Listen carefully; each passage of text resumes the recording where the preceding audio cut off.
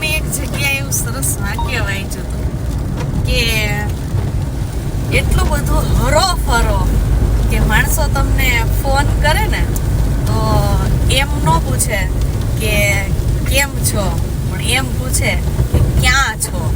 અને આ વાક્યને હું તો જોતી હોઉં છું કે બધાય બહુ જ અનુસરતા હોય છે. હમણાં ઉનાળાનું વેકેશન અને સાતમ આઠમ વખતે હું જોતી હતી કે એક પણ સ્થળ એવું નહોતું કે જ્યાં ભીડ ન હોય. ટ્રાફિક જામ, 4 કિલોમીટરના ટ્રાફિક જામ, કદમગીરી તો કે ટ્રાફિક જામ, વરસાદ અને કાશ્મીર ને આ પેલું જ્યાં જોવો ત્યાં માણસો છે એ તૂટી પડ્યા હતા. અને આ માત્ર એક જ વાક્યને મને લાગે ધ્યાનમાં રાખીને નીકળી પડ્યા હતા.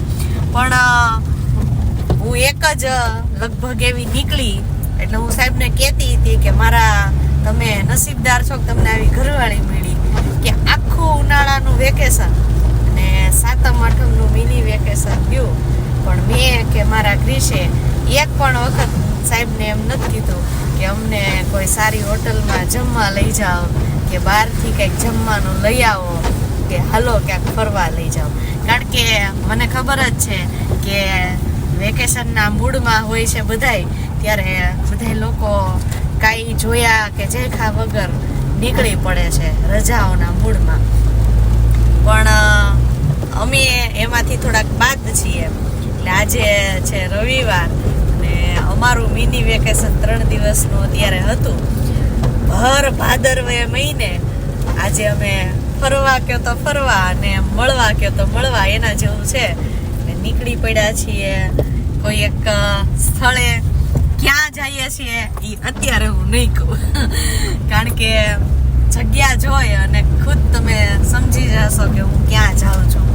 પણ હું અત્યારે જે જગ્યાએ જાઉં છું એની પહેલા એટલે કે અમે પરમ દિવસે જ હજી મારા દરેક ફેવરિટ સ્થળ જે અમારા ગામની આજુબાજુમાં આવેલા છે એટલે ગીર જેને કહેવાય છે કે ગીરમાં અત્યારે ઓલા બધા ગીર આવે છે ને કે ગાંડી ગીર એમ, એટલે ખરેખર અત્યારે ગીર છે ને એ ગાંડી થઈ છે. એટલું મસ્ત વાતાવરણ છે કે બીમાર માણસ પણ હાજા થઈ જાય એવા સ્થળે જઈને જ આવી છું.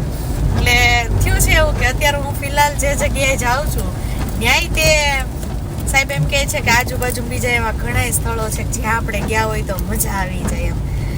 વાત સાચી છે, પણ હું તો ગીરની ફેન છું કે મને એ બધા જે જગ્યા છે ભલે નાની નાની ત્યાં તમે જાઓ તો તમને એકાદ વ્યક્તિ કદાચ ભાગ્યે જોવા મળે જે સ્થળે મને ગમતું હોય છે ત્યાં. પણ એ જગ્યા જેટલી સરસ મજાની હોય છે. અમે હમણાં જ માલકનેસ ડેડાણ પાસે આવેલું એક ગામ છે માલકનેસ ત્યાં ગયા હતા. ત્યાં રસ્તામાં હમણાં નવો રસ્તો એ લોકોએ બનાવ્યો છે પણ એ જે જગ્યા હતી થોડીક બીક લાગે એવું હતું કારણ કે સિંહે મારણ કર્યું હતું. અમારા થોડીક ભૂલ થઈ ગઈ એટલે આડા રસ્તે ચડી ગયા, ખડાધાર સાઈડ પર નીકળી ગયા હતા પણ એ રસ્તે મારણ કર્યું હતું બપોરે 3-4 વાગે. ભૂલ અમારી થઈ ગઈ કે અમે એ રસ્તાને બદલે બીજા રસ્તે નીકળી ગયા. પણ એ જે જગ્યા હતી તમે ત્યાં એકાદ કલાક હા વાહ બહુ સરસ છે રિટર્નમાં. હા તો છે અહીંયા આ જગ્યાએ તે ઘણા સરસ મજાના સ્થળો છે. બધી વાત સાચી છે પણ હું સાહેબને એમ કહેતી હતી કે બધી વાત સાચી સાહેબ પણ મને તો ગીરમાં મજા આવે એવી ક્યાંય આવતી નથી. ખરેખર અત્યારે ગીર જોવા લાયક થયું છે. જે લોકો ગીરના નથી અથવા જેણે ત્યાંની મુલાકાત નથી લીધી એ લોકોને હું પર્સનલી કહેવા માંગીશ કે ખરેખર અત્યારે બહુ સરસ મજાનું વાતાવરણ છે ત્યાં. ભર ભાદરવે મહિને વરસાદ. અત્યારે આજે ખુદ એવી વાત છે કે નીકળ્યા છીએ અને વરસાદ ચાલુ નથી પણ આમ પડી ગયો છે. ટૂંકમાં વરસાદી વાતાવરણ છે પણ હવે પ્રાણ જાય પણ વચન ન જાય એટલે મેં સાહેબને પ્રાણ નહીં પણ વચન આપી દીધું હતું કે હા આવીશ ભેગી હું એમ. એટલે સરસ મજાની જગ્યા છે પણ ગીર જેવી તો નહીં જ. ચોક્કસથી ગીરની મુલાકાત લેજો ને લેજો. આ ભાદરવા મહિનાથી તે દિવાળી સુધીમાં અત્યારે બહુ સરસ મજાનું વાતાવરણ છે. પણ એક હું ક્યારની વિચારતી હતી કે કેવાય ભર ભાદરવામાં જો તડકો હોત ને અત્યારે તો હું માત્ર મારા બેડરૂમમાં રહેવાનું પસંદ કરે.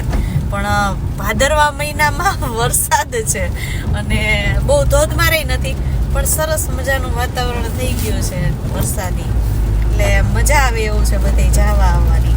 અને બેસ્ટ બેનિફિટ એ છે કે અત્યારે રોડ ઉપર ટ્રાફિક જરાય નથી અને જે કોઈ પણ સ્થળની મુલાકાત લઈએ છીએ ત્યાં સરસ મજાનો બેસવા મળે, કારણ કે ટ્રાફિક હોતો નથી. ઓલું તો હું જોતી હતી કે દરેક જગ્યાએ બસ ટ્રાફિક.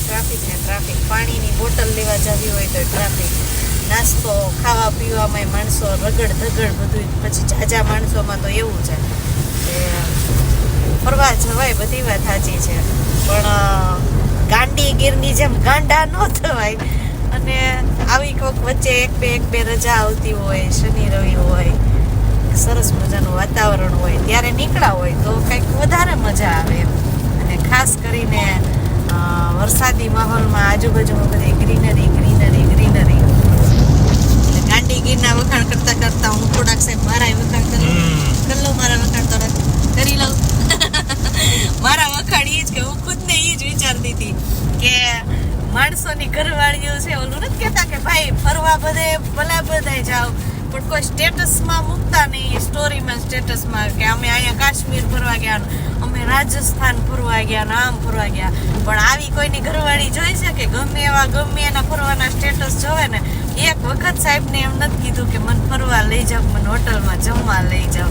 તો આમ હોવી જોઈએ. હવે તમારું સાહેબ બે વખાણ થોડાક વખાણ મારા કરી દો. તમારે ફરવા જવું તો જાઓ, કાંઈ ના નથી, પણ ભાઈ સાહેબ તમે સ્ટેટસ ને વિડીયો તો મૂકોમાં અમારે ઘેરે ડખા થાય. ખોટા એક પણ બ્લોગ તમે ઉનાળામાં મારો જોયો હોય તો કયો કે હું ફરવા ક્યાંય ગઈ હોય, હોટલમાં જમવા ગઈ હોય, કે એકે સાતમ આઠમમાં બ્લોગ જોયો હોય તો કયો. કરો હાલો મારા વખાણ કરો. હું દાંત ખાતો હતો પણ વાર ખાવ હાથી કરી જાય, ક્યાંય ગયા જ નથી. જયારે આનંદ કર્યો બસ ખાઈ પીને મારા વખાણ તારા જ વખાણ કરું છું ને. એવું હોત તો ત્યાં ઉનાળામાં ગયા ન હોત, પણ ક્યાંય ગયા જ નથી. એનું રીઝન જ છે તો કોઈ હટ લીધી નથી. તોય તમે એક વસ્તુ માર્ક કરી, આને કહેવાય પત્નીના વખાણ ન કરે. ઘર કી મુર્ગી દાલ સમાન. મારા તો વખાણ જ નથી કરતા. એમ વખાણ કરો કે દીવો લઈને ગોતવા જાવ તો આવી ઘરવાળી ન મળે. કરો એમ વખાણ.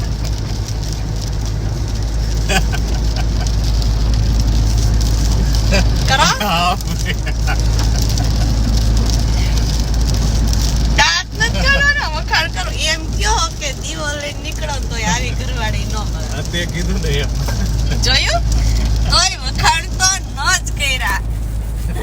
એટલે ઓલી કહેવત ખોટી નથી કે ઘર કી મુર્ગી દાલ સમાન. તોય મારા તો વખાણ જ નથી કરતા. આવતા ઉનાળે દિવાળીમાં વાત જોવો, ફરવા ન લઈ જાવ તો કેજો. તો એવું નથી. પર્સનલી મેં તમને કીધું એમ કે ભીડ ભાડથી દૂર રહેવાનું જ મને તો પસંદ છે. અને આની પહેલા મેં કીધું એમ કે મારા માટે તો સ્વર્ગ છે ને એ મારું ઘર જ છે, મારો બેડરૂમ છે, કે મને એમાં જ સ્વર્ગ દેખાઈ જાય છે.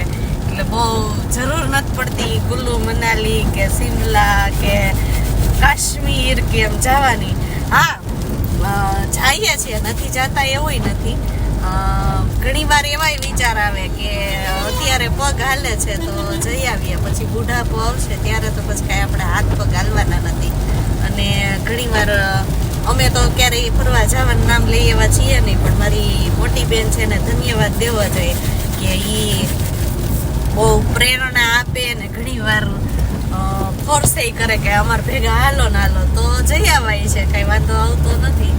પણ એક શબ્દ અને એક ડાયલોગ મને યાદ આવે છે કે જે કાંઈ પણ હોય પણ મોજે મોજ અને રોજે રોજ આ સૂત્રને અનુસરીએ ને તો જિંદગી છે એ ઝટ પાર થઈ જાય એમ છે, અને દિવસો છે એ ફટાફટ નીકળવા માંડે એમ છે. અને જો જીવવું હોય ને તો આ સૂત્રને ખરેખર યાદ રાખવા જેવું છે. મોજે મોજ, રોજે રોજ.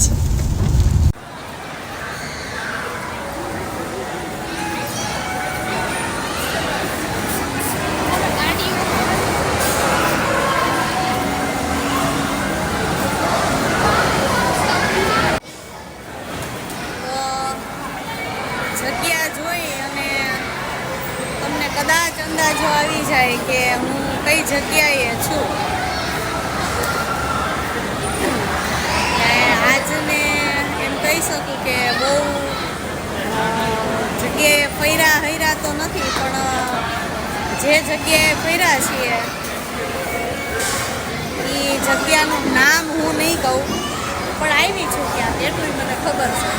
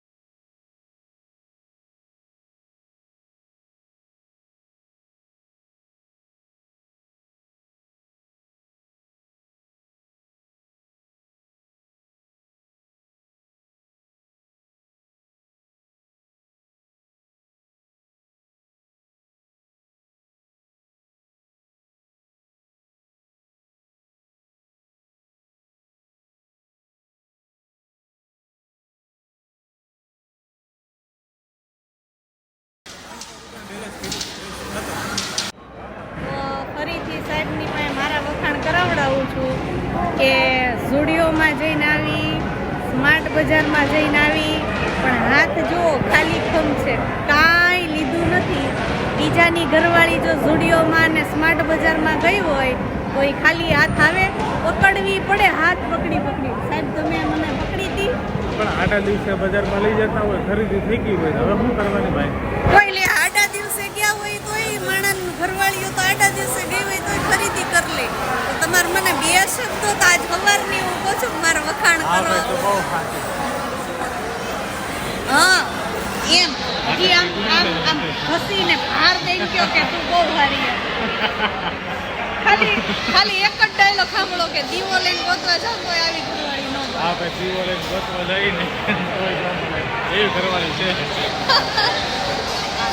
હારી જ ન કહેવાય, આટલું બધું બતાવ્યું, ફરાવડાવ્યું તોય મેં ખરીદી ન કરી. હા એ વાત અલગ છે કે ચણિયા ચોળી લેવાતા ને લઈ ન દીધા. બોલો આવા કઈ કોઈના ઘરવાળા હશે કે ચણિયા ચોળી ન લઈ દીધા ઘરવાળીને? એમાં ગાડી ભગાવી મૂકી. હવે બે ચણિયા ચોળી લઈ દેવા પડશે, નહીં તો હું નવરાત્રિમાં રમવા જઈશ. જો તમે ચણિયા ચોળી નહીં લઈ દો તો હું રોજ રમવા જઈશ. લઈ જાઓ એટલે આવા. જો મેં ન કીધું કે હું હારી છું, તમે બધા એમ કીધા કરો ને કે સાહેબે વ્રત સાહેબ. હા ઓલા કેવા બેન? ઉષાબેન ને વિદ્યાબેન એમ કીધા કરો છો ને કે સાહેબે પૂજાય છે નાગલા ને એણે ઓલું કર્યું છે. તો હું તમને જાણ કરી દઉં કે ઝુડિયો ને સ્માર્ટ બજાર ને ફરીને આવીને તો એક વસ્તુ નથી લીધી, અને સાહેબે મને એક ચણિયા ચોળી ગમી ગયા હતા ને તો નથી લઈ દીધા. બોલો હવે તમે જ કાલ ગાડીમાં કહેજો કે કોણે નાગલા પૂજા હતા. લે જ્યારે હોય ત્યારે સાહેબને કહો છો મેં નાગલા નહોતા પૂજા, સાહેબે જ પૂજા છે. સાચી વાત છે તમારી, આ વાત સાવ સાચી છે કે સાહેબે નાગલા પૂજા હતા. મને હમણાં તાલીમમાં કોક પૂછતું હતી કે તમારા હસબન્ડ છે એ કે એણે કે વ્રત કર્યા હતા કે તમે કર્યા હતા, એટલે એને મારે કહેવાનું છે કે મેં કર્યા હતા અડધા. અઢી મોડાકટ, અઢી ફુલકાજળી ને અઢી જયા પાર્વતી. એટલે આમ એમ તો એવું થાય છે કે 5 કર્યા હોત તો થોડા ખારા હજી હોત એમ. આ મારી કુટીને થોડા ખરખા કર્યા છે પણ કાંઈ વાંધો નહીં. આવું છે, દીવો લઈને ગોતવા નીકળો તો હવે હાલો, હવે નામ નથી લેતા. હા, બીજું એક એ કહેવાનું હતું કે હવે તમારે મને કોમેન્ટ કરીને કહેવાનું થાય છે કે હું કઈ જગ્યાએ આજે આવી છું. તો શુક્ર, શનિ અને રવિ 3 દિવસની રજા ખૂબ સરસ મજાની ગઈ. અને નેક્સ્ટ બ્લોગ મારે આવતા રવિવારે પાછો બનાવવાનો થાય છે અમારા ગામની આંબાવાડી, કે જે ભવિષ્ય ફૂલવાડી કયો આંબાવાડી કયો, જે ભવિષ્યમાં કદાચ તો મળીએ નેક્સ્ટ બ્લોગમાં. અને કદાચ વચ્ચે બની જાય બીજા, પણ આવતા રવિવારે ફરીવાર હું તમને અમારી આંબાવાડી એટલે કે ફૂલવાડીની મુલાકાત કરાવીશ.